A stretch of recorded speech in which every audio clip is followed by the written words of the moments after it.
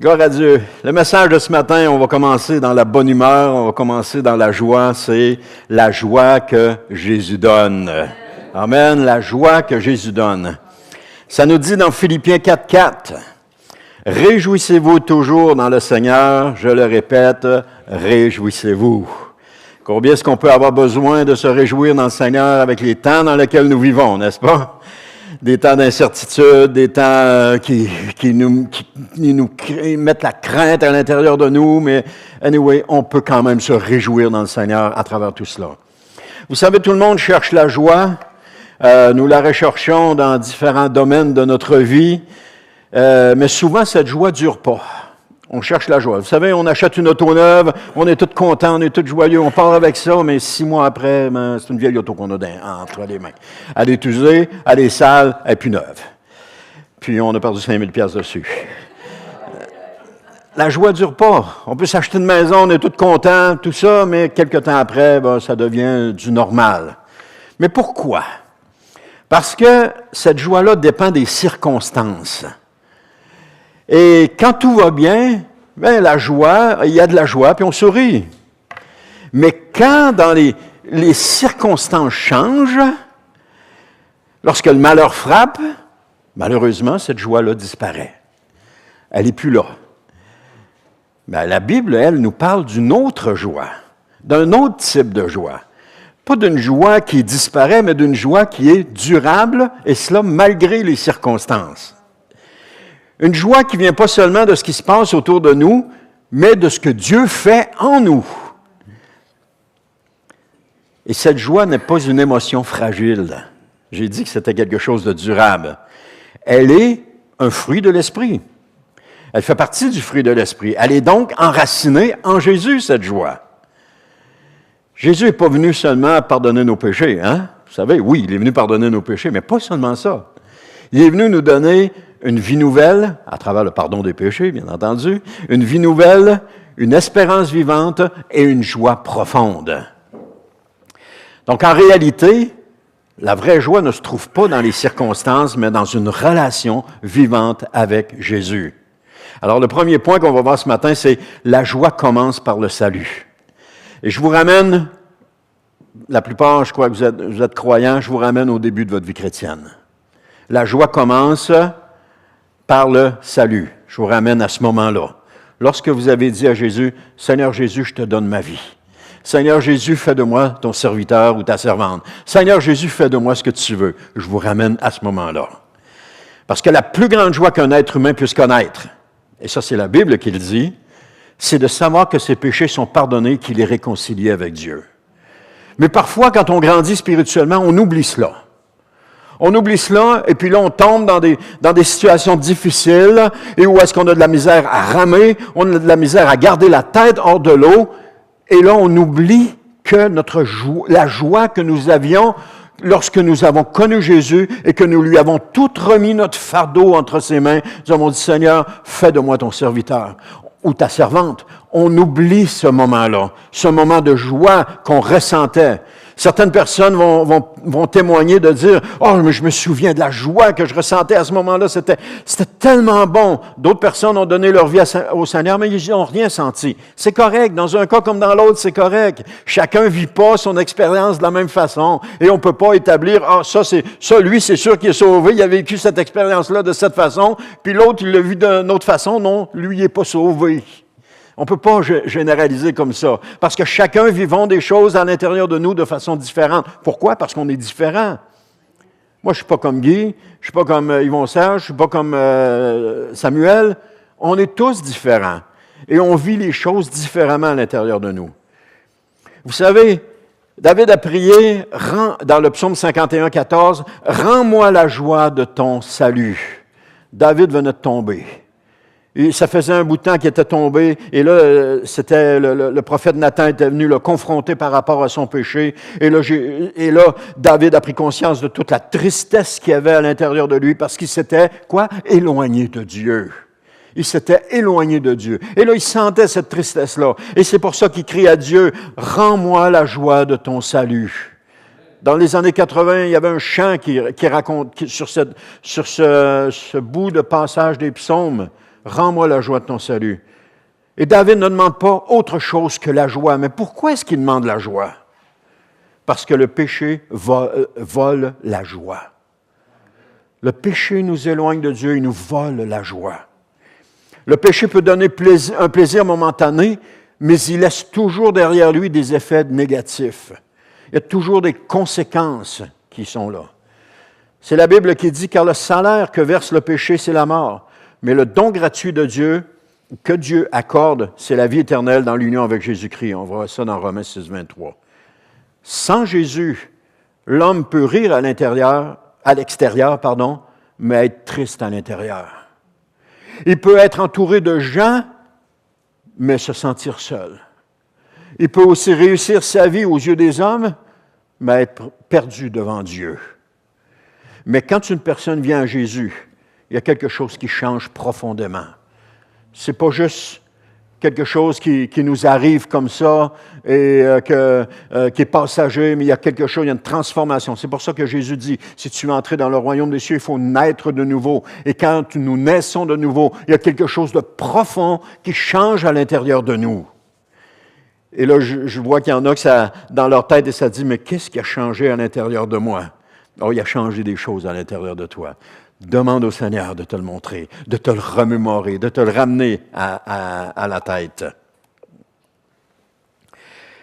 Mais quand une personne vient à Jésus, quelque chose change profondément. Elle découvre quoi? Qu'elle n'a plus besoin de porter seule le poids de ses fautes. Jésus l'a complètement libérée. Que Dieu l'aime. Que si elle se disait, il n'y a personne qui m'aime ici, mais tout à coup, elle découvre qu'elle est aimée. C'est une chose tellement importante de se sentir aimé. Il y a des hommes et des femmes qui vont chercher l'amour à travers leurs semblables parce qu'ils ont un besoin immense de se sentir aimés. Mais Dieu nous démontre à travers le sacrifice de Jésus combien il nous aime et nous savons que nous sommes aimés. Que Christ est mort pour cette personne, qui est ressuscité, puis aussi qui peut lui donner une vie nouvelle. Parce que lorsqu'on est de nouveau, on commence une vie nouvelle avec le Seigneur. Jésus a dit dans Luc 15, 7, « Il y aura plus de joie dans le ciel pour un seul pécheur qui change que pour 99 justes qui n'en ont pas de besoin. » Quand une personne se repent et se tourne vers Jésus, il y a de la joie dans le ciel. Amen. Et cette joie-là se répercute à travers nous, parce qu'on ressent cette joie-là.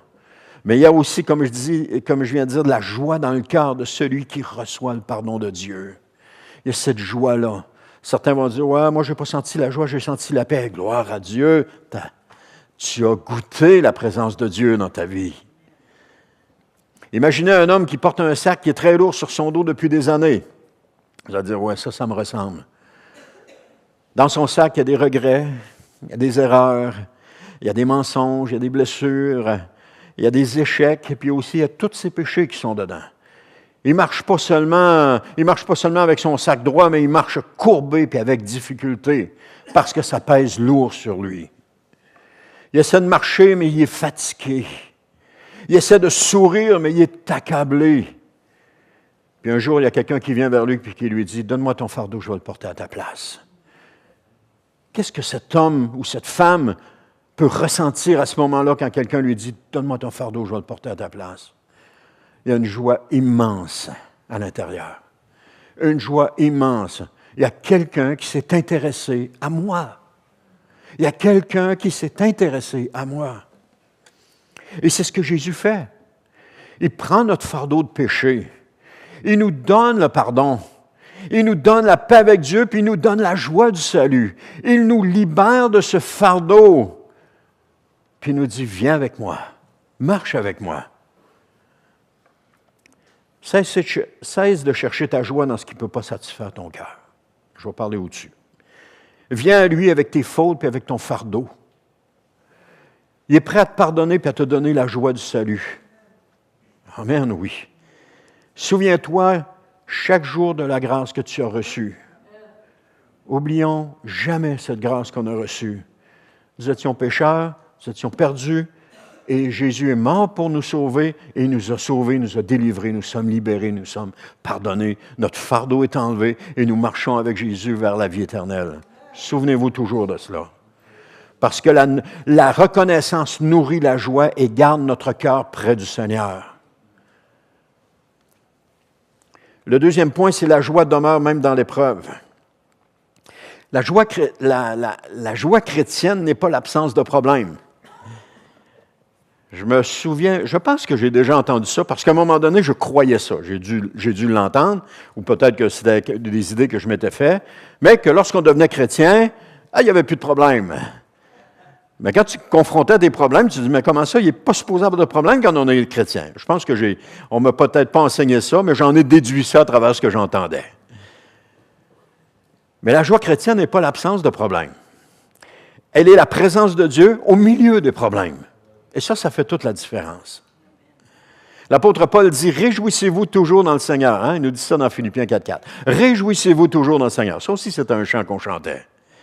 Mais quand Paul écrit ces paroles, il n'est pas dans une vie facile.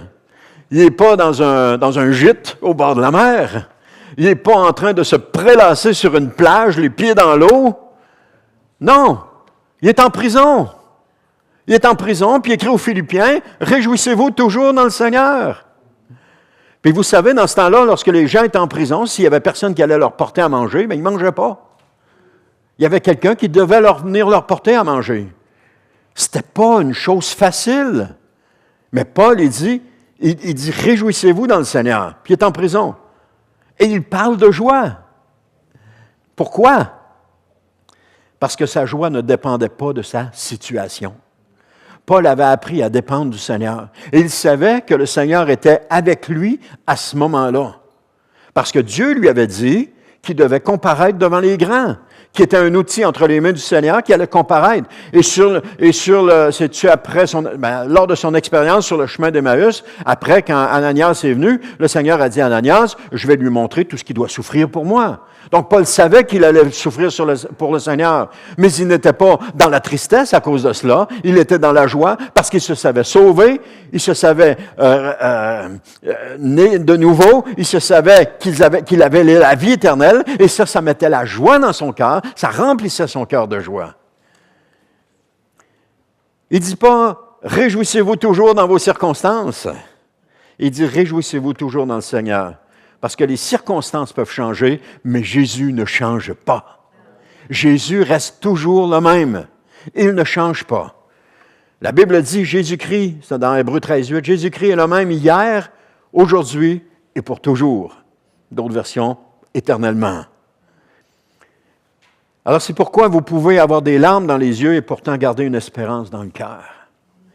Vous pouvez traverser une saison difficile sans vous sentir abandonné. David qui disait, « Quand je marche dans la vallée de l'ombre de la mort, je ne crains aucun mal, car tu es avec moi. » Vous pouvez être éprouvé tout en sachant que Dieu est avec vous. C'est Jacques qui écrit dans Jacques 1.2, ça commence, Jacques chapitre 1, verset 1, « Salutations mes frères », verset 2, « Mes frères, quand vous passez par toutes sortes d'épreuves, considérez-vous comme heureux. » Amen. Considérez-vous comme heureux. Ça ne veut pas dire que l'épreuve est agréable, mais ça signifie que Dieu peut agir même au sein de cette épreuve. Pensez, par exemple, à une lumière qui est allumée dans une pièce. La lumière allumée dans une pièce n'éclaire pas toute la maison, elle éclaire seulement la pièce où est-ce que vous êtes. Et elle n'éclaire pas tout le voisinage, elle éclaire juste la pièce où vous êtes.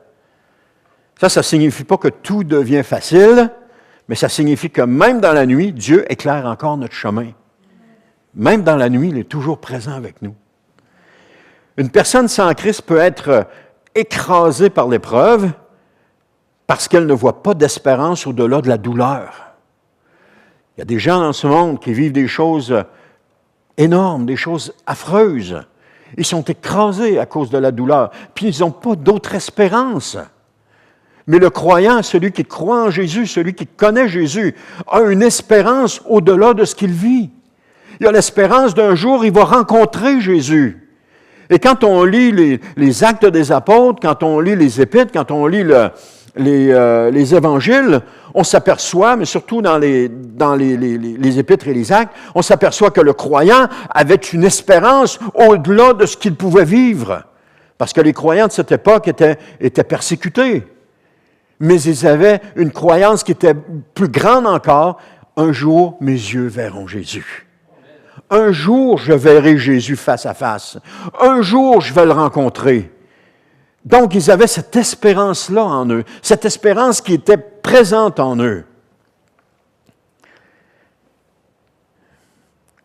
La joie de Jésus est comme cette lumière dans cette pièce. Ça ne signifie pas que tout devient facile, mais ça signifie que même dans la nuit, Dieu éclaire encore notre chemin. Mais celui qui appartient à Jésus peut dire, je ne comprends pas tout, mais je sais que Dieu est avec moi. Je ne comprends pas tout, mais je sais que Dieu est avec moi. Puis on n'a pas à tout comprendre. On n'a pas à chercher à tout comprendre. Oh, pourquoi, Seigneur, ça m'arrive, ces choses-là? Oh, pourquoi, Seigneur, je vis ces choses-là? Oh, pourquoi, Seigneur, non? Seigneur, je te remercie d'être présent avec moi dans ce que je vis. Je te remercie d'être là, Seigneur. Je te remercie de m'accompagner, Seigneur. Je te remercie. Et ça, c'est un exercice, ça. C'est un exercice qu'on peut faire. D'apprendre à remercier Dieu en toutes circonstances. Je te loue, Seigneur, en toutes circonstances. Peut-être que vous traversez aujourd'hui une situation difficile. Ne mesurez pas l'amour de Dieu à vos circonstances. Dans le sens, dites-vous pas, « Ah, Dieu m'aime moins parce que je vis quelque chose de difficile, etc. » Ne mesurez pas l'amour de Dieu à cela. Parce que l'amour de Dieu, il est immense. La preuve, il a donné son Fils Jésus avant même que vous soyez nés pour que vous soyez sauvés. L'amour de Dieu, il est immense. Mais regardez plutôt à Jésus qui demeure fidèle, qui ne vous abandonne pas, qui ne vous délaisse pas, qui est toujours à vos côtés, qui est toujours là, prêt à intervenir. Confiez-lui votre souffrance et demandez-lui de remplir votre cœur de cette joie qui repose sur la présence et non sur les conditions de vie. Je me souviens avoir prié avec les larmes dans les yeux, « Seigneur, remplis-moi de joie », parce que c'était une situation qui était difficile. Et vous savez quoi? Dieu le fait. Le Seigneur le fait. Il nous remplit de sa joie. Le troisième point, c'est la joie grandit quand nous marchons avec Jésus. La joie de Dieu, ce n'est pas seulement une expérience du passé, dans le sens que, je me souviens quand je suis né de nouveau, il y avait de la joie. Puis aujourd'hui, tu sais, il y a plus de sagesse que de joie, tu sais, aujourd'hui. Hein? Non, il doit encore avoir cette joie-là, cette joie d'un enfant. Elle doit grandir. Elle doit grandir dans notre marche quotidienne avec Jésus. Elle doit continuer de grandir. Elle doit continuer d'être alimentée. Elle doit toujours continuer d'être là, cette joie. C'est Jésus qui a dit dans Jean 15, 11, « Je vous ai dit cela afin que ma joie soit en vous et que votre joie soit complète. »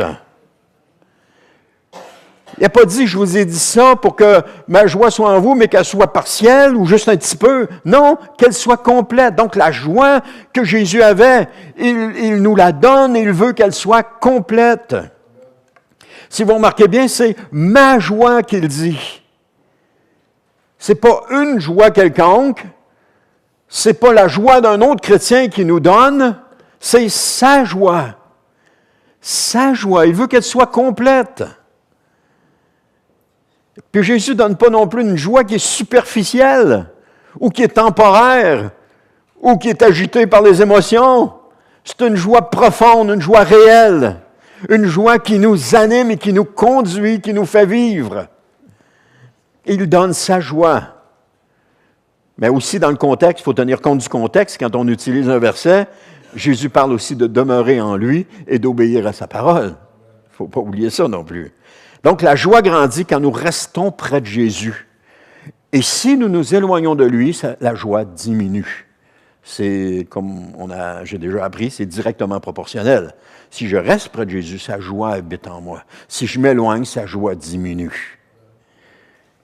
La Bible dit, dans Galates 5, 22, « Le fruit de l'esprit, c'est l'amour, la joie, la paix, la patience, l'amabilité, la bonté, la fidélité, la douceur, la maîtrise de soi. » Hein? La douceur. J'ai dit la douleur? Oh! Non, c'est un lapsus, hein? Et non, c'est pas ce que je pense. Non, non. La douceur. Mais si vous remarquez, Paul dit que l'amour, c'est la chose la plus importante. Hein? Puis dans le texte ici, il cite l'amour en premier. Qu'est-ce qui vient tout de suite après l'amour? La joie. C'est la joie qui vient tout de suite après.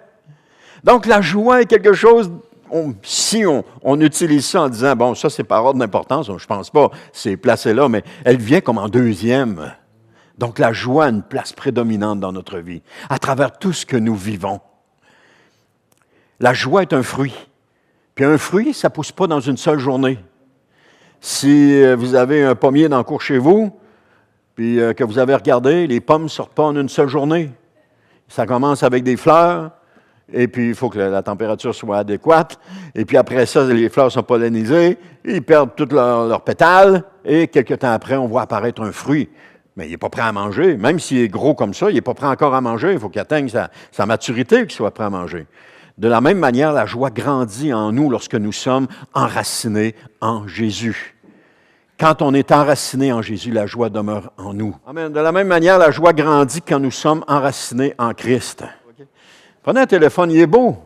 Il peut être utile, il peut être, il peut être super. Mais si sa batterie est déchargée, il n'y a plus aucune utilité. Il est juste beau. Il peut avoir une belle apparence, mais il n'y a pas de puissance. Et beaucoup de vies ressemblent à ça aujourd'hui. Extérieurement, tout semble fonctionner. Mais intérieurement, la personne est épuisée. Il n'y a plus rien à l'intérieur d'elle. Elle est à terre complètement. Elle n'est plus connectée à la source. Comme le téléphone, pour que sa batterie soit rechargée, il a besoin d'être connecté à la source d'électricité. Et Jésus est la source de la vraie joie. Et c'est quand on est connecté à Jésus que la joie prend tout son air d'aller, on peut dire comme ça. Parce que Jésus est la source de la vraie joie. Plus nous demeurons connectés à lui, plus sa vie remplit notre cœur et plus il y a de la joie à l'intérieur de nous. Jésus est la personne la plus importante dans notre vie. Avant mon mari, avant mon épouse, avant mes enfants, avant mon travail, avant mon auto, avant ma maison, Jésus est la personne la plus importante dans la vie de chacun de nous. Prenez chaque jour du temps pour demeurer auprès de Jésus et nourrissez votre foi. Nourrissez-la par exemple, la lecture de sa parole. Prenez un engagement avec le Seigneur. Seigneur, aujourd'hui, je vais lire ta parole. Je vais la lire à chaque jour. Je prends un engagement. Je vais lire X nombre de chapitres. Prenez le nombre que vous voulez. Prenez-en pas 10 parce que vous allez trouver ça lourd. Prenez-en un ou deux ou trois. Mais prenez un engagement avec le Seigneur. Je voyais le témoignage d'un prédicateur américain.